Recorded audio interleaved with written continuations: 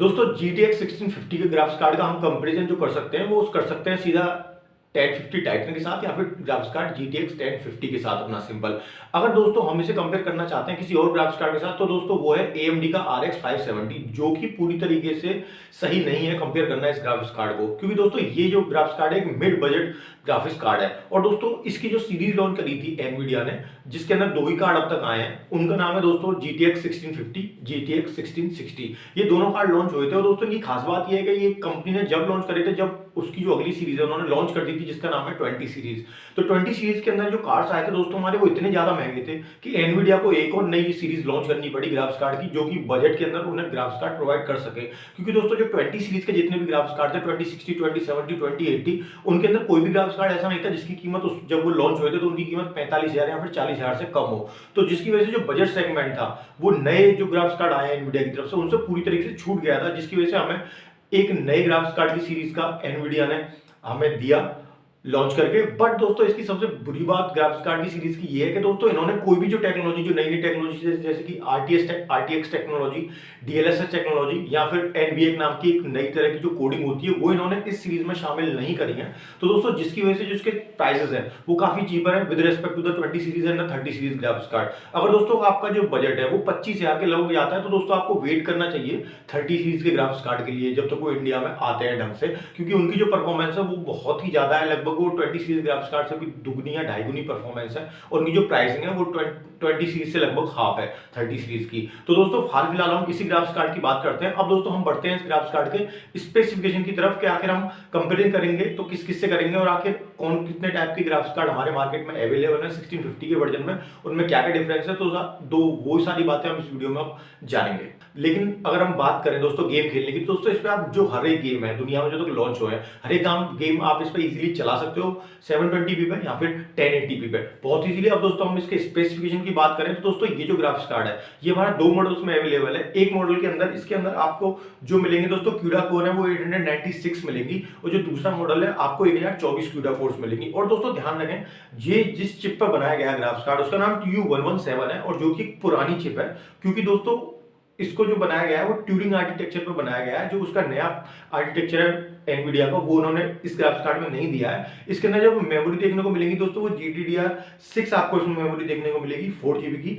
अब दोस्तों उसके अलावा हम बात करें तो इसका जो इंप्रूवमेंट है सबसे बड़ा हिस्सा इस ग्राफिक्स कार्ड का वो ये है कि इसके अंदर जो इंप्रूवमेंट है 50% है दोस्तों पावर इफिशियंसी के मामले में, जिसकी वजह से 70 वॉट में आपको जो पिछली जनरेशन में ग्राफिक्स कार्ड आते थे 120 वॉट के उनके बराबर आपको परफॉर्मेंस दे देता है। अब दोस्तों इसके जो दो वर्जन आते हैं उसमें आपको ध्यान रखना है कि आपको जो ग्राफिक्स कार्ड लेना है वो 1024 कोर्स वाला ही लेना है ताकि आपको उसमें अच्छी परफॉर्मेंस मिले। उसके लिए आपको ओवरक्लॉक वर्जन प्लस टाइटन वाला वर्जन लेना होगा, जिनके लिंक्स मैंने आपको नीचे दे रखे हैं, आप वहां से आके उन्हें चेकआउट कर सकते हो ताकि आप गलती से 896 कोर्स वाला वर्जन ना ले लो, क्योंकि उसकी जो परफॉर्मेंस है वो सिर्फ 10 से लेकर 20% ही ज्यादा है हमारे 1050 टाइटन से। अब दोस्तों ये ग्राफिक्स कार्ड उन लोगों के लिए बहुत अच्छा है जिनके पास एक बहुत पुराना ग्राफिक्स कार्ड है लेकिन वो एक नए ग्राफिक्स कार्ड को अपग्रेड करने की सोच रहे हैं, क्योंकि इसके अंदर आपको PCI की 16 लेंस मिलेंगी जिसकी वजह से एक पुराना CPU भी इसे बहुत अच्छी तरह चला पाएगा। GTX 1650 टाइटन के अंदर दोस्तों 5 ऐसी टेक्नोलॉजीज हैं जो पूरी तरीके से मिसिंग है एनवीडिया की तरफ से। दोस्तों पहली इसकी टेक्नोलॉजी है वो है दोस्तों इसकी रे ट्रेसिंग टेक्नोलॉजी। इनके अंदर कोई भी फिजिकल कोर्स आपको नहीं मिलेगी रे ट्रेसिंग के लिए। और दोस्तों दूसरी जो टेक्नोलॉजी है वो है दोस्तों 4K जो डिमांड है गेम्स के अंदर ये उसके लिए बिल्कुल भी कैपेबल नहीं है। तीसरी दोस्तों है DLSS टेक्नोलॉजी। अब दोस्तों जो DLSS टेक्नोलॉजी होती है वो हमारी एक 20 सीरीज और 30 सीरीज में एनवीडिया ने लॉन्च करी थी, उनकी वजह से जो गेम के जो फ्रेम्स हैं वो बहुत ही ज्यादा इंक्रीज हो जाते हैं जैसा कि आप स्क्रीन पर देख पा रहे हो। तो ये कुछ गेम्स हैं वोल्फेंस्टीन और हाफ ब्लड, तो दोस्तों इनके अंदर जो गेम्स फ्रेम्स है वो लगभग 40 से 70 पहुंच जाते हैं बहुत सारे गेम्स में। बहुत सारे गेम्स में 70 से 120 भी FPS हमारे पहुंच जाते हैं। तो दोस्तों और जो इसका चौथा पार्ट है हमारा एनवीडिया की तरफ से जो टेक्नोलॉजी इन्होंने इसमें इनबिल्ट नहीं करी है टेक्नोलॉजी मार्केट में होने के बावजूद, क्योंकि इसकी कीमत सस्ती है ग्राफिक्स कार्ड की, वो थी दोस्तों NVENC एनकोडर। दोस्तों ये जो ग्राफिक्स कार्ड की जो कोडिंग है ये आती है दोस्तों वीडियोस को प्लेबैक करने के काम है, जो कि हमारी 4K जो कोडिंग होती है वीडियोस की उन्हें करने के लिए। अब दोस्तों का जो पांचवा सबसे बड़ा पॉइंट है वो है इसका VR। दोस्तों ये VR के लिए कैपेबल ग्राफिक्स कार्ड नहीं है। इसका मतलब ये नहीं है इसमें VR नहीं चलेगा दोस्तों, इसका मतलब ये है कि जो VR चलाने के लिए हमें पावर चाहिए होती है किसी ग्राफिक्स कार्ड के अंदर उसे स्मूथली चलाने के लिए, वो पावर आपको इसके अंदर नहीं मिलेगी। बट 1660 टाइटन जो हमारा ग्राफिक्स कार्ड है उसके अंदर ये पावर है, क्योंकि 1660 की जो कीमत है वो दोस्तों हाई एंड ग्राफिक्स कार्ड के जो स्टार्टिंग होती है प्राइस पॉइंट है उनके बराबर है। अब हम कंपेरिजन कर लेते हैं GTX 1650 और GTX 1050 टाइटन के जो ग्राफिक्स कार्ड हैं उनके बेंचमार्क्स में कितना डिफरेंस है, ताकि हमें एक्चुअली में पता पड़ जाए कि आखिर जो हम कीमत पे कर रहे हैं 5,000 रुपए एक्स्ट्रा, हमें उसका फायदा मिलेगा नहीं मिलेगा। वैसे दोस्तों मेरे हिसाब से अगर आप 4-5,000 रुपए डाल रहे हो ग्राफिक्स कार्ड में 1050 को छोड़ के, तो दोस्तों आपको फायदा मिलेगा, जरूर मिलेगा।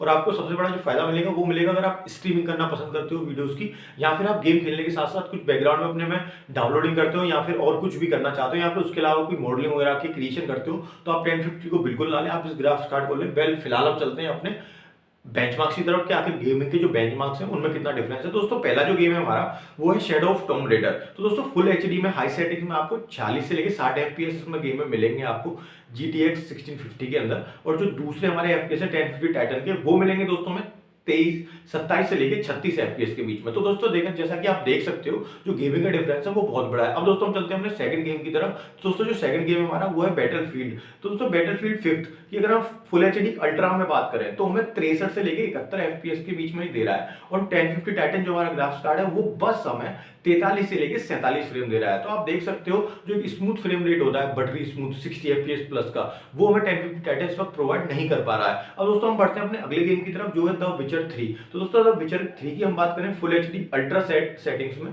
तो दोस्तों ये हमें जो फ्रेम दे रहा है वो दे रहा है 46 से लेके 56 एफपीएस के बीच में। और वहीं 1050 टाइटन की बात करें फुल एचडी अल्ट्रा में, तो दोस्तों ये जो प्रोवाइड कर पा रहा है एफपीएस हमें वो दे रहा है 26 से लेके 31। अब दोस्तों 26 से लेके जो 31 हमें एफपीएस मिल रहे हैं वो दोस्तों 24 एफपीएस है पूरी तरीके से। उसमें आप गेम को ढंग से नहीं खेल सकते हो, उसमें गेम आपका हल्का हल्का लैग करेगा और हल्का हल्का कहीं भी रुक भी सकता है जहां पे नंबर ऑफ एलिमेंट ज्यादा हो जाएगा। अब दोस्तों हम बढ़ते हैं अपने अगले गेम की तरफ। तो दोस्तों जो हमारा अगला गेम है वो sniper light 4।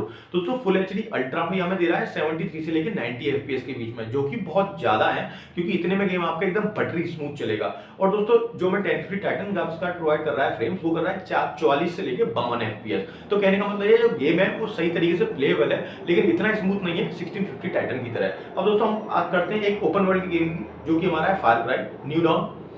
Full HD ultra में दोस्तों ये हमें दे रहा है 65 से लेके 78 एफपीएस। अब और दोस्तों में जो 1050 टाइटन है वो दे रहा है हमें 40 से लेके 48 एफपीएस। अब दोस्तों जिस तरह के आप देख सकते हो कि अगर आप पैसे डाल रहे हो ज्यादा तो दोस्तों आपकी जो गेमिंग की परफॉर्मेंस है जो आपको 2020 में मिलनी चाहिए या फिर 2021 में आपको मिलनी चाहिए वो आपको एग्जैक्टली मिल पा रही है, क्योंकि आजकल की जो डिस्प्ले है दोस्तों वो 1080p पे ही है। बट दोस्तों ये जो गेम्स मैंने लिए हैं ये नए रिलीज गेम्स हैं दोस्तों, इनके जो ग्राफिक्स हैं वो आपको लो सेटिंग्स में भी इतने प्यारे लगते हैं कि उसका कोई जवाब नहीं होता है। क्योंकि आप इन्हें हाई सेटिंग्स पर खेलो तो दोस्तों जब भी खेलना जब आपके पास जो मॉनिटर का जो साइज है वो 1440p हो, या फिर उसका जो साइज है वो लोग 27 इंच या फिर 32 इंच को। वरना अगर आप इन्हें 15.6 इंच पे या फिर 22-24 इंच की स्क्रीन पर खेलने की सोच रहे हो फुल एचडी में तो दोस्तों लो सेटिंग पर भी बहुत प्यारे लगते हैं गेम्स। तो दोस्तों इस तरीके से वीडियो खत्म होती है हमारी 1650 की। तो दोस्तों इसके अंदर आप कुछ खास बातें ध्यान यही रखनी है, अगर आप ढंग से गेम खेलना चाहते हो 1080p पे हाई सेटिंग में या फिर अल्ट्रा सेटिंग में तो आपको 1650 लेना है। अगर आप गेम जो है वो खेलना पसंद करोगे लो से लेके मीडियम सेटिंग के बीच में तो दोस्तों आपके लिए 1050 टाइटन है वो बहुत है, more than enough graphics card है।